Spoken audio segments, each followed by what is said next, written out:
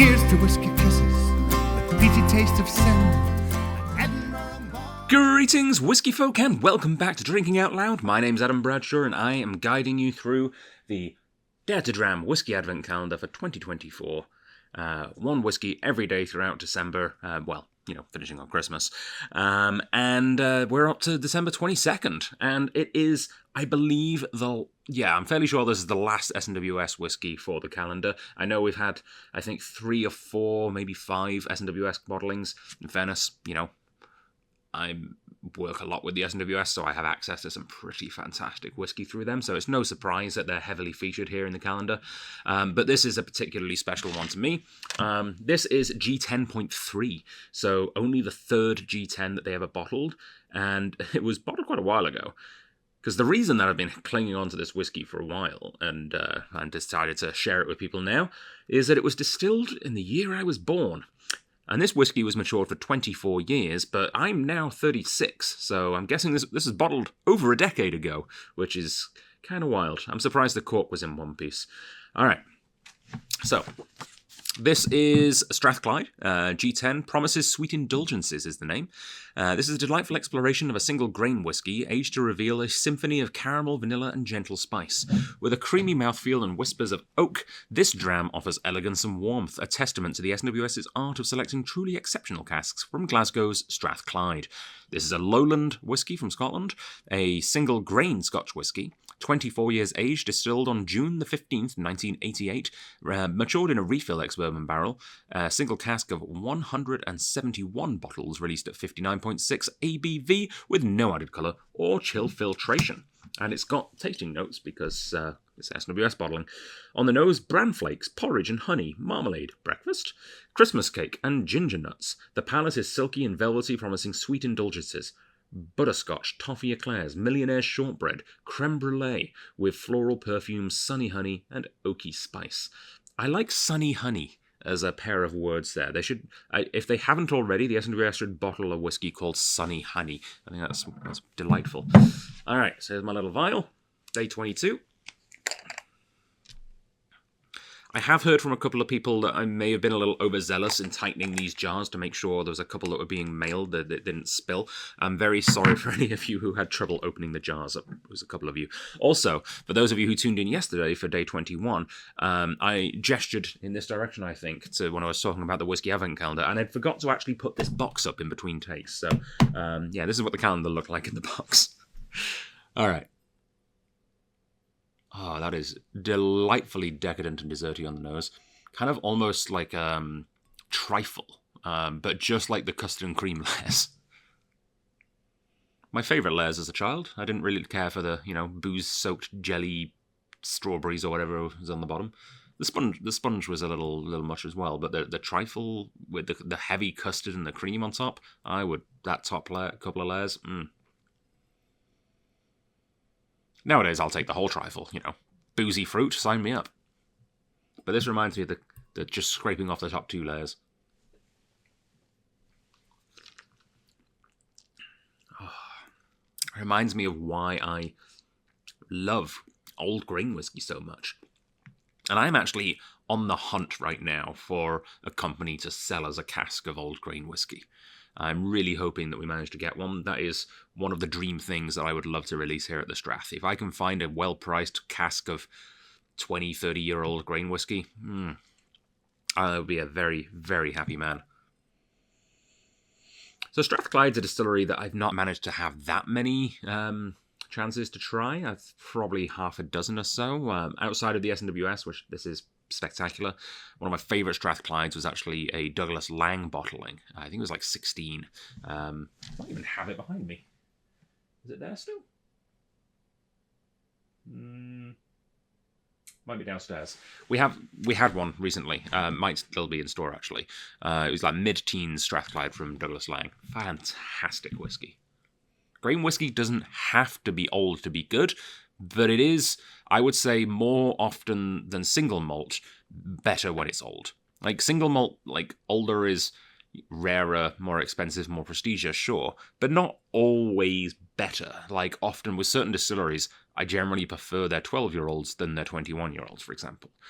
Grain whiskey, I think, sways heavier towards older being better, but it's still not the rule. I've had 6-year-old Scottish grain whiskey, which has been phenomenal. And I've had 40-year-old Scottish grain whiskey, which has been subpar.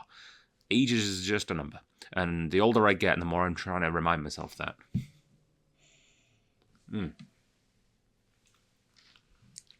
What's your favourite Scottish grain whiskey distillery? Everyone talks about what their favourite single malt is. I feel like very few people have a strong opinion of what their favourite grain is. Strathclyde in the conversation for me, sure. I mean, there's only a handful anyway. I would say my favourite is probably North British.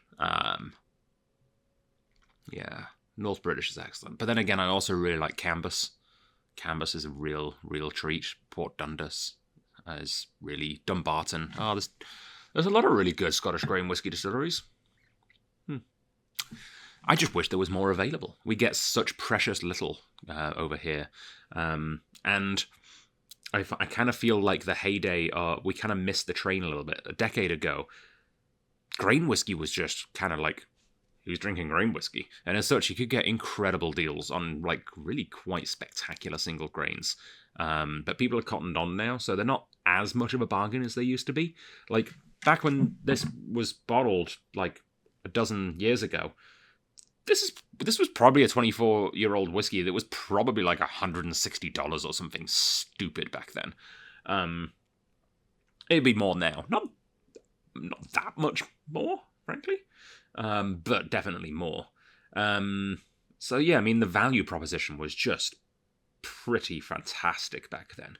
And it's good now as well. Like, if you've never had a Scottish grain whiskey, imagine the depth and complexity of a single malt dialed down to like 7 on a scale of 10.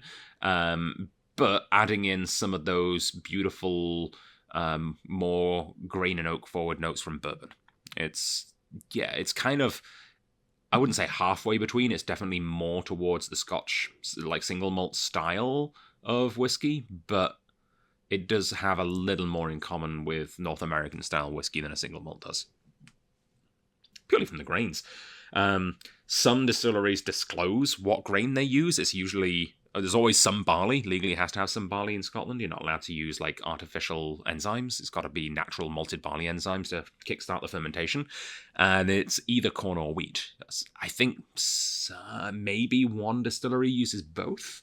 But I think most just use one or the other because, why complicate things? You've got, if you've managed to find a source for a grain, why go through the effort of finding 2 different sources for 2 different grains when you don't need to? I can't remember offhand what Strathclyde is. It feels like a wheat whiskey, but after 24 years, it's kind of hard to tell whether it was wheat or grain. No, wheat or grain. Wheat or corn. I'll get there. It's nice though. It does, that carrot cake and ginger nut, it does have those sort of like baking spicy things going on as well, which is lovely. And I do enjoy that they used a refill barrel because it does mean, because after 24 years, like if this was a bourbon, 24-year-old bourbon, like if this is corn whiskey, then it would be more akin to a bourbon, right? Bourbon's at least 51% corn. But the big difference, of course, is that bourbon has to be in a brand new virgin oak cask every time. This being in a refill barrel means that this barrel was used 2 or 3, maybe even 4 times before it was used for this whiskey. And that means that all of those really harsh, overly tannic notes have gone. It's been stripped out of the wood already. The wood is there as mostly as more of a vessel than a flavouring agent at that point, allowing it to have this beautiful subtractive maturation and not as much additive maturation as you would get normally in 24 years. If you had a 24-year-old bourbon, frankly, it would probably be disgusting. Like, I could count on one hand the amount of bourbons over a dozen years old that I've actually enjoyed. Most of them just are pencil shavings and tears. Not a pencil shaving in sight in this one. So yeah, let us know in the comments what your favourite single grain distillery is if you have one. And I look forward to seeing you all back here again for the next whiskey on our Advent calendar. There's only 3 days left till Christmas, guys. Is that right? 23rd, 24th, 20... Yes. So, come back in tomorrow for the 23rd, where we're actually going to be having another grain whiskey, but very, very different to this one. So yeah, see you there. Sláinte. Find your way home. Your